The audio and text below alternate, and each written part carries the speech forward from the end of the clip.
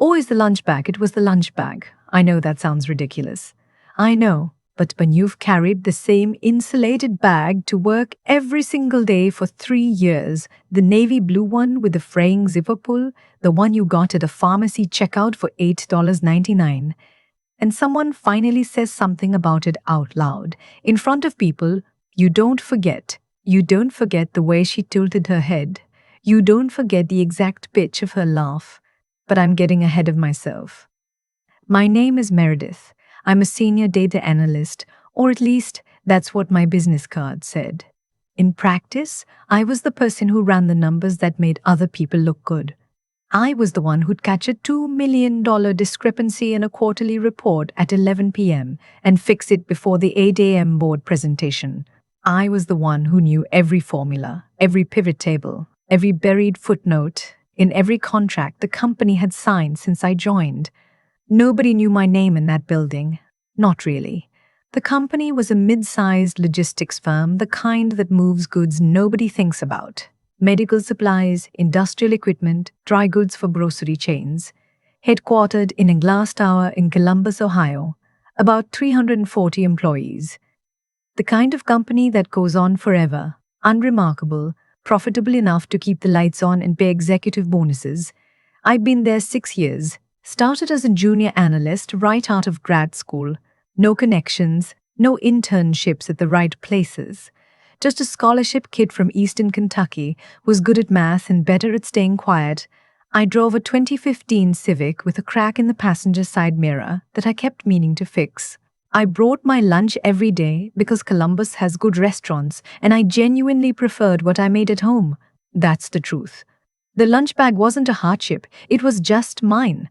I sat in a corner of the analytics department on the 4th row. My desk had one window view, the parking garage. I'd named the spider plant on my windowsill footnote. She'd been with me since year 2. When you don't have office friends, you talk to your plants. Don't judge. The man who ran our division was called the VP of Operations. I'll call him my boss's boss. His wife, I'll call her the wife, was a woman who came to company events in outfits that cost more than my monthly take-home. She had no role at the company, but she had an opinion about everything in it. My actual boss, I'll call him my manager, was the kind of man who forwarded your work in emails without including your name. Not malicious exactly, just efficient. His efficiency always seemed to land in his favor. That's the world I moved through. Quietly, competently, invisibly. The incident happened at the company's annual fall mixer. It was held in the lobby of our building, catered with that particular brand of corporate casual awkwardness, where people hold wine glasses and talk about football. I went because attendance was strongly encouraged, which at this company meant mandatory. I was wearing a blazer I'd had since grad school. Dark gray. Fitted. Still looked good. I'd grabbed my lunch bag by accident when I came in that morning. I'd meant to leave it in my car, but I was running late and I just set it under my desk and forgot about it. Later, when I came back to get my phone before heading down to the lobby, I grabbed it out of habit. I realize how this sounds. I walked into a company mixer carrying a navy-insulated lunch bag, I know. The wife was standing near the bar with 2 other women when I passed by. I smiled, the way you do. I kept walking. "Oh, sweetie," she said. I stopped. She was looking at the bag. Just looking at it. Then she looked up at me with this expression. Not unkind exactly, which was the worst part. The kind of expression someone makes when they see a dog limping. "Is that your lunch bag?" "It is," I said. "Did you forget to leave it in your car?" One of the other women laughed. A small laugh. The laugh that says I'm not the one making the joke, but I'm with her. "I'm just teasing," the wife said, touching my arm. "You should have my daughter-in-law take you shopping sometime. She knows all the good places. I worry about you girls in analytics. You work so hard and nobody takes care of you." "Nobody takes care of you." I smiled. "Thank you," I said, and I walked away. I went to the bathroom and stood at the sink for a while. Not crying, just breathing. There's a difference between a woman who cries at something like that and a woman who catalogs it. I've always been the second kind. I went back to the mixer. I drank 1 glass of sparkling water. I left at 7:14 p.m. In my car, sitting in the parking garage, I did what I always do. I ran the numbers. Not about the lunch bag, about the company. See, that's the thing about being invisible. When people don't see you, they say things around you. They email things past you. They leave documents open on conference room tables. And for 6 years, I had been paying quiet, patient attention. I knew things about this company that the board of directors didn't know. I knew things that would have made their auditors nervous. And in the parking garage that night, sitting with my Navy lunch bag in my lap, I made a decision. I wasn't going to get angry. I was going to get precise. Let me back up and tell you what I actually knew. Our company had a subsidiary, a logistics arm that handled pharmaceutical distribution. It was profitable on paper, but I'd been running comparative analyses for 2 years as part of a routine internal project, and the numbers never added up the way they should have. The subsidiary's operating costs were consistently inflated, not by a lot, by exactly enough to stay under the threshold that would trigger an automatic compliance review. Someone knew that threshold. Someone was deliberately staying under it. I also knew that our VP of operations, my boss's boss, the wife's husband, had personally approved 3 consecutive vendor contracts with the company called Richpoint Solutions. Richpoint had a website, a phone number, and no verifiable employees. Their registered agent address in Delaware was a mail forwarding service. I'd found this 14 months before the mixer. I'd mentioned it once, quietly, to my manager, who'd said he'd flag it. Nothing happened. So I kept my notes in a personal folder on my home laptop, not because I was planning anything, just because I'm the kind of person who keeps notes. After the mixer, I started planning. I want to be clear about something. I didn't set out to ruin anyone. What I set out to do was far simpler. I wanted this company, and I wanted to run it correctly. That's it. The wife and her lunchbag comment were the spark, but the fuel had been building for 6 years of careful watching. The first thing I did was get a lawyer, not a corporate lawyer, a securities attorney. I found her through a law school friend, paid for the initial consultation out of my savings, and told her everything I knew. She listened for 2 hours without interrupting. When I finished, she was quiet for a moment. Then she said, "How much of this is documented?" "All of it," I said. She leaned forward. "Okay, here's what we're going to do." The strategy was layered and it had to be patient. I was not going to leak anything to the press. I was not going to go to the board directly because 2 board members had personal relationships with the VP. What I was going to do was build a position. The company was publicly traded. It wasn't a major player. Our market cap was modest. Our stock traded in a narrow band, mostly held by institutional investors and a few retail shareholders who'd inherited it. The stock had been sitting around $31 a share for 2 years. Over the next 8 months, I bought shares. Slowly, systematically, through a brokerage account that had nothing to do with the company. I used money I'd been saving for a house. I used money from my 401k that I rolled into a self-directed account after consulting with a financial advisor who was not connected to my employer. I want to be very clear. I bought those shares knowing the company was undervalued because of its own internal corruption, not based on insider information about any future transaction or announcement. My attorney reviewed every purchase, every one. I also did something the wife would have found hilarious if she'd known. I took a night class, Corporate Governance and Shareholder Rights, through Ohio State's continuing education program. Tuesday nights, parking lot of a community building off I-270, 9 people in a room, bad coffee. I took notes.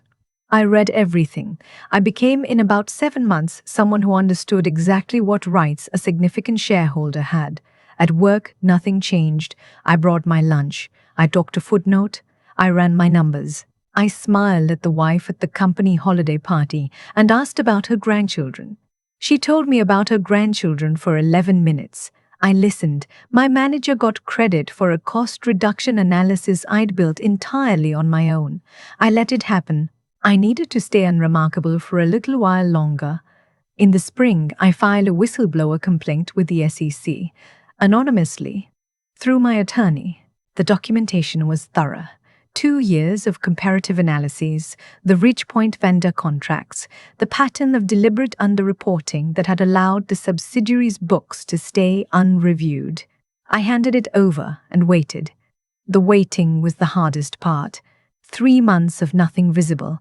Then one morning, I came in to find the compliance department hosting a meeting I hadn't been invited to. Then a week later, 2 men in the building I didn't recognize, carrying briefcases, meeting with my boss's boss for 3 hours with the door closed. I ate my lunch at my desk and read my library book. 2 weeks after that, the auditors arrived. External ones. The company announced it publicly as a routine third-party operational review, which is what you say when it's not routine. The stock dropped 6 points in 4 days. I bought more shares.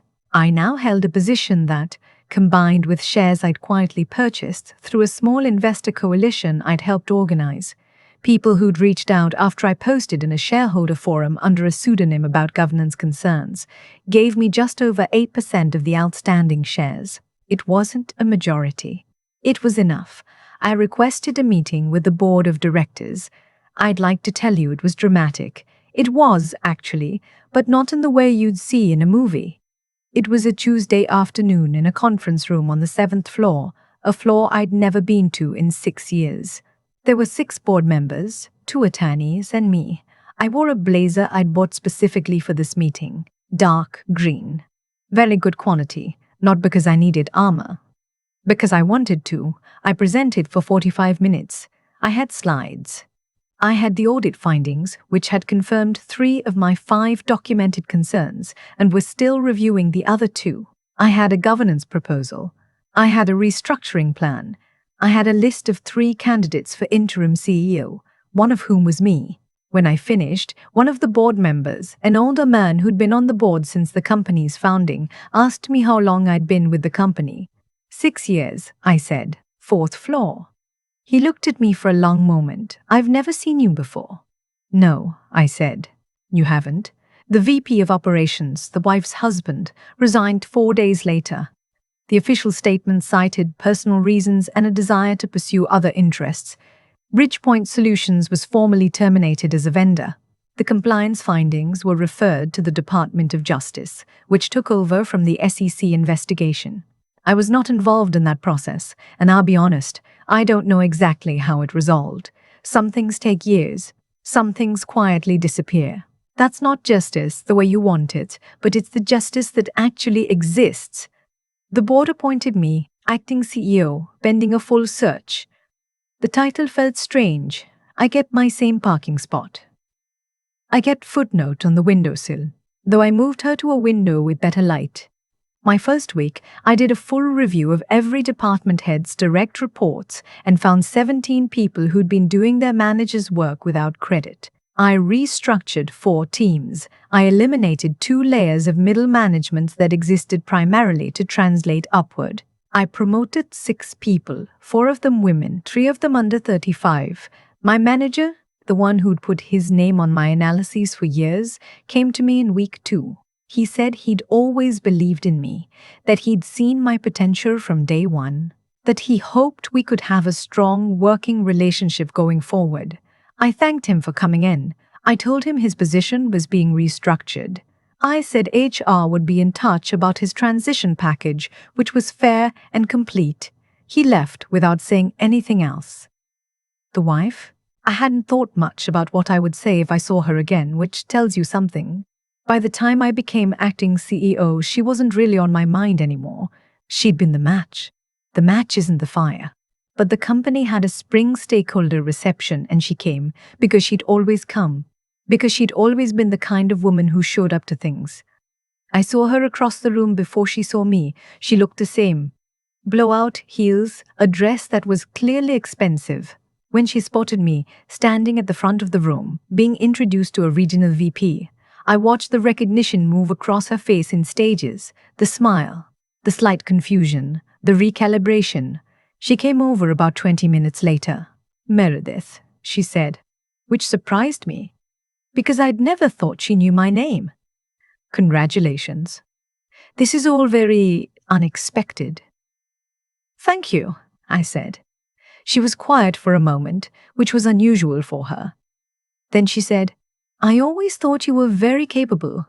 "I know," I said. There was nothing cruel in the way I said it. I wasn't being cold, I was just being accurate. She had thought I was capable of being invisible, capable of being managed, capable of being managed, capable of being passed over.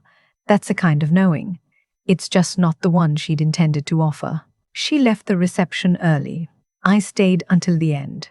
I talked to people I'd never talked to. I learned names I'd never known. At one point, a junior analyst from the third floor came up to me very nervously and asked if I had 5 minutes to talk about a discrepancy she'd found in a vendor contract. I gave her 30. I told her to document everything and email it to me directly. I gave her my actual email address. I thought about a lot of things driving home that night. Not the wife, not my manager, not even the VP.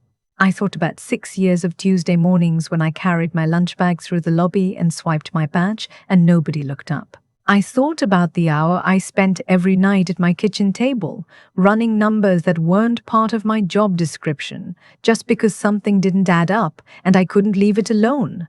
I thought about the night class, the bad coffee, the Tuesday parking lot.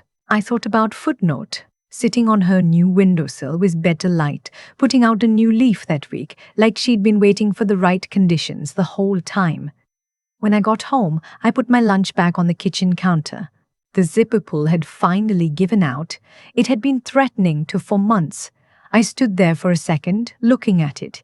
Then I put it in the recycling bin, not because someone embarrassed me into it, because it had done its job. Because I was done with that chapter, and I got to decide when chapters ended now. I made a cup of tea, sat down at my kitchen table, and opened my laptop. There was a lot of work left to do.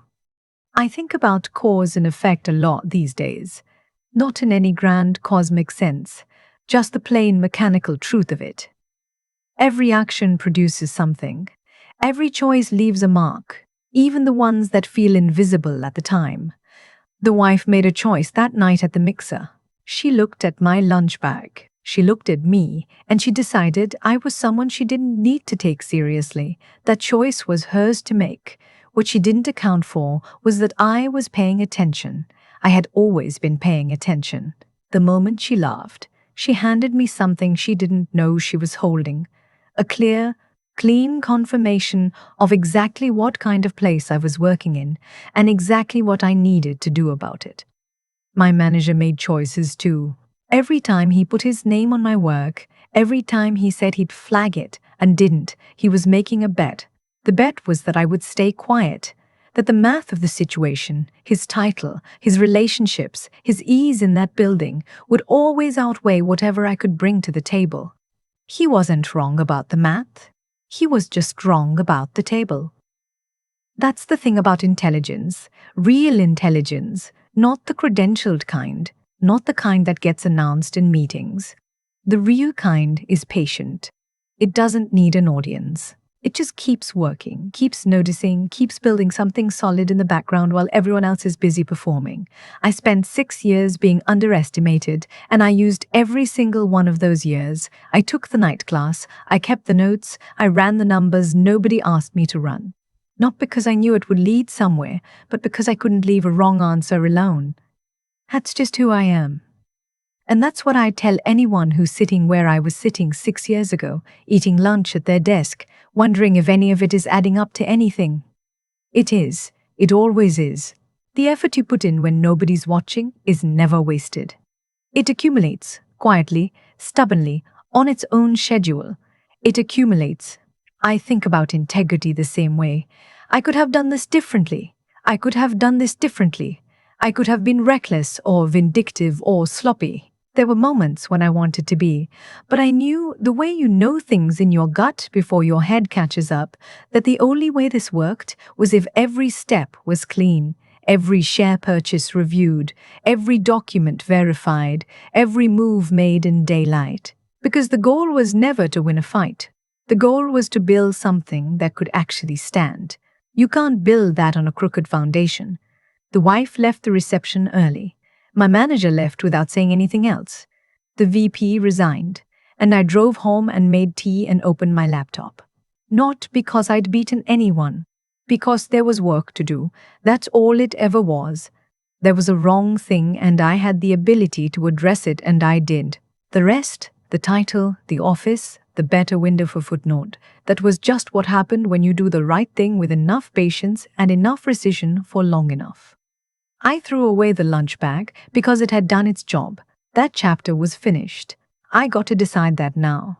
And if you're in a chapter that feels endless and unrecognized right now, I just want you to know that the work you're doing quietly, the notes you're keeping, the extra hours nobody sees, the problems you're solving for people who don't even know your name, none of that disappears. It's in you. It's becoming something. Keep going.